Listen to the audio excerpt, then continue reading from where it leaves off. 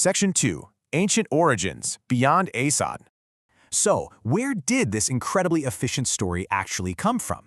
If you had to guess the author, you'd probably shout out Aesop, the legendary Greek slave from the 6th century BCE. And hey, you wouldn't be wrong, his name is famously attached to it.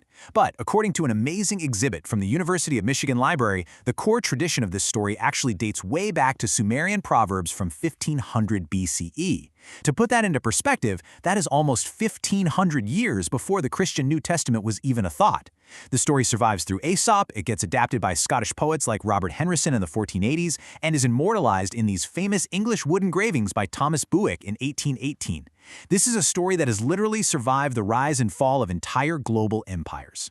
And a huge reason for that survival is how neatly the fable mirrors the deepest moral codes of human civilization. The sources point out that the story acts almost like a secular echo of ancient proverbial wisdom.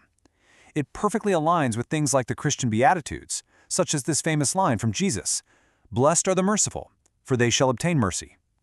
It's a massive universal truth, wrapped up in a super simple animal story. Section 3. Political Spin, a tool for power. But humans being humans, we don't just use stories to teach toddlers to share, we weaponize them. Over the centuries, writers realized this fable was the absolute perfect metaphor for navigating tricky power dynamics. In the 1480s, Scottish poet Robert Henryson used it to subtly throw shade at law and politics in Scotland. In 1687, the poet Aphra Behn used it to comment on King Charles II being saved by hiding in a humble oak tree. In 1833, Russian writer Ivan Krylov used the lion to totally roast the blind pride of the Russian aristocracy. But honestly, my absolute favorite is the 16th century French poet Clément Marot. In 1534, Marot gets thrown into prison.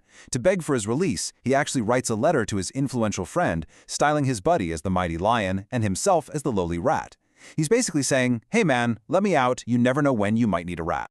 In all of these political spins, the trap is the great equalizer.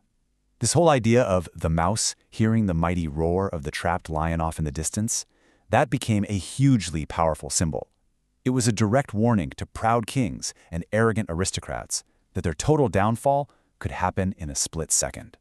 And when it did, the very little guys they completely looked down on might be the only ones capable of saving their skin. Section 4. The Dark Anti-Fables, a cynical spin.